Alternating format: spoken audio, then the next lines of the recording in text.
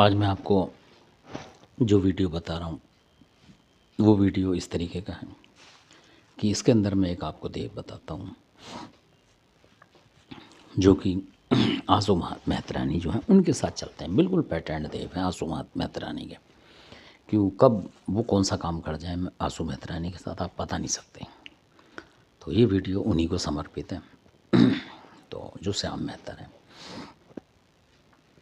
और श्याम मेहतर जो हैं उनके पास इतनी ज़बरदस्त सिद्धि है अपने टाइम में, बहुत ही ज़बरदस्त। और वो भी जैसे आप कहेंगे कि क्या है, तो जैसे वाल्मीकि समुदाय है उसी के हैं वो, जो श्याम मेहतर हैं। तो इसलिए मेहतर शब्द उनके साथ जुड़ा हुआ है। तो उन्होंने ये लगा लीजिए कि ऐसा बताते हैं अपने टाइम में कि वो शमशान में जाके बैठ जाते थे, मतलब वहीं खाना पीना भी खा लेते थे। मतलब इस तरीके की साधना थी उनकी। मतलब उनको किसी से वो नहीं होता था, चाहे वो किसी मतलब कब्र पे बैठ के खाएं, चाहे कहीं खा लें, मतलब किसी भी हिंदू मुसलमान के कहीं भी कुछ खा लेते थे, उनको कुछ होता नहीं था। मतलब इतनी शक्तियाँ थी, उनको मानते थे लोग। कहने का मतलब ये इस तरीके से, और बहुत ज़बरदस्त शक्ति है उनकी। और ज़्यादातर वो आंसू मेहतरानी के साथ चलते हैं अधिकतर। अगर आप आंसू मेहतरानी को भेजते हैं तब ये चलते हैं, चाहे आपको पता हो ना पता हो। जिन घरों में हैं तो ज़्यादातर जोड़े में ही चलते हैं ये एक दूसरे के। तो सबसे बड़ी बात है, अगर ये श्याम मेहतर या आंसू मेहतरानी, मैं दोनों की बात बता के चल रहा हूँ। अगर ये है, मान लो आपके पास आंसू मेहतरानी, तो आंसू मेहतरानी इतनी बेहतरीन है कि अगर आप इनकी नियम टाइम से पूजा करते हैं, अगर आपके घर में है तब की बात है ये, ऐसा नहीं कहीं से आप लेते घूम रहे हैं।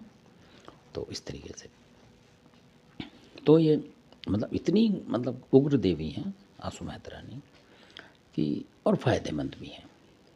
फ़ायदेमंद इस तरीके से कि अगर आपके घर पे कोई मैली विद्या चला देता है, मान लो जिसको लोग आजकल कहने लगे काला जादू, ब्लैक मैजिक करते हैं लोग आजकल बोलते हैं, इस तरीके से चाहे कुछ भी हो, कच्चा कलवा हो, कुछ भी चीज़ हो, आसान मसान हो, अगर उसको भेज दिया और किसी आपके देवता से झपटनी लगी उसको पकड़ने के लिए, मान लो कुछ ऐसी कमी आ रही है और आपने आंसू मेहतरानी लगा दी, तो ये रोक के दिखा देगी। अगर आपके पास शब्द हैं तो शब्द से भी रोक देती है, आपको भक्ताई करने की ज़रूरत नहीं।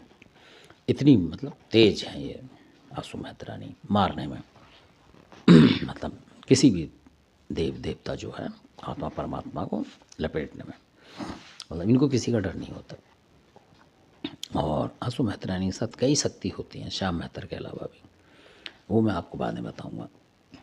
तो इस तरीके से, क्योंकि मैं सिर्फ वही बात बताऊंगा कि जो हमने कर रखा है पूरा। अब मैं ये नहीं बताऊंगा आपको कि इनके कितने बच्चे हैं कितने हैं, क्योंकि जितने हमने मतलब करे हैं जो इनके साथ काम, और जिस बच्चे ने आके काम करा इन आंसू माता के, तो हम तो उसी का नाम बताएंगे। अब किताबें कुछ भी लिख रही हूँ, कोई कहीं कुछ भी बोल रहा हो, हम कैसे मानेंगे? हम तो जब मानेंगे कि जब वो आते हों उस भगत के ऊपर पूरी तरीके से, तब मान लेंगे कि हाँ भाई ये चीज़ ये है, तभी तो मानेंगे आप। तो इस तरह जब हो सकते थे 7 बहनें ये, और बहनें एक नहीं आ रही उसमें, तो उसकी 7 बहनें कहाँ हुई फिर वो? तो मतलब कहने का ये है कि कई जगह बना भी रखा लोगों ने कि इसकी 80 बहनें, 100 बहनें, 50 बहनें, इस तरीके से। कुछ एक बहन है इसकी जो कि है वास्तव में। और इसी तरीके से इनका एक बेटा है जो कि मतलब तंत्र का आप खिलाड़ी मान लो उसे। और कई बार आंसू मेहतरानी के साथ जब कुछ काम हुआ है, कई बार करा है। तो मदा जो बेटा है, मैं उसका नाम बाद में बताऊंगा, कभी थोड़ा सा निकल गया मेरे मुंह से। वो इतना कलाकार है, मतलब कि लगा लो कि आदमी को मिनट में घुमा देता है वो। और आंसू माता आपके शरीर पे हाजिरी देती रहेगी। और वो जो लड़का है उनका, वो इस तरीके से जैसे मदारी होते थे, इस तरीके का कुछ है उसके पास कलाकारी, यानी कुछ भी कलाकारी कर जाएगा।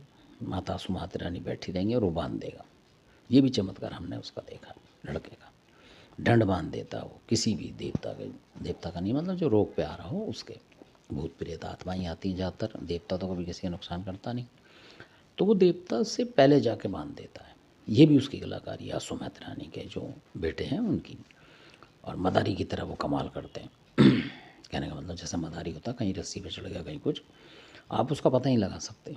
माता आंसू मेहतरानी बैठी है और वो कूद के दीवारें पहुँच गया होगा, क्योंकि वो लोग वहाँ होगा तो उसको पकड़ चुका होगा वो। ये उसकी कलाकारी है और यही आसो माता की कलाकारी है कि मिनट में पकड़वा लेती है। और बहुत सारी उस पर काले इलम की शक्तियाँ हैं, बहुत सारी आसो माता रानी पे। ये लगा लीजिए आप कि कोई भी आसो माता रानी से मतलब ऊपर नहीं चलती उस तरीके से, उसके बराबर ही चलेगी। जो भी देवी होगी बराबर में आएगी, ऐसा नहीं कि उससे ऊपर निकल जाए कोई, क्योंकि आसो माता रानी इतनी अच्छी देवी है। और ना वो आपको परेशान करती है कि मेरे को ये दो वो दो ये रह गया ना।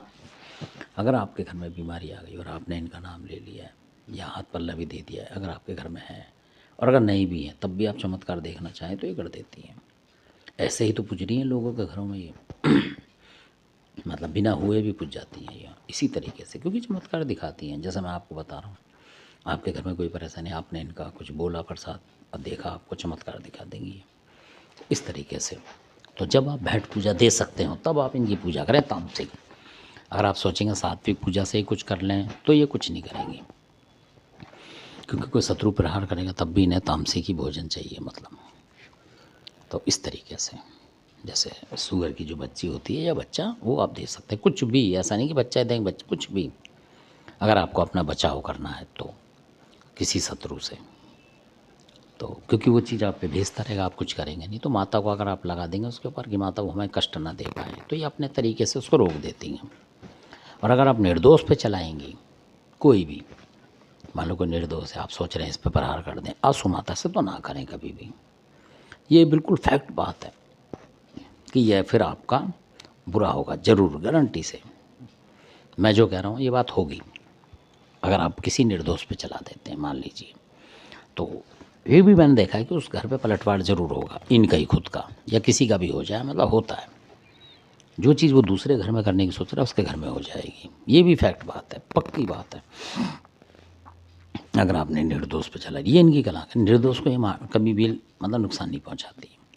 अगर कोई निर्दोष महिला है, कोई यार आप सोचो इसको चटका दो या कुछ कर दो, तो फिर आपके घर में बंड, क्योंकि आप तो भेंट दे चुके होंगे ना, तो वो आगे जाने के बजाय आपको मतलब कष्ट दे जाएगी किसी भी तरीके से, ज़्यादा बीमार कर दे या बिल्कुल ही काम कर दे मतलब। तो इसलिए बुरे पे ना चलाएं इसको, मेरे हिसाब से ये।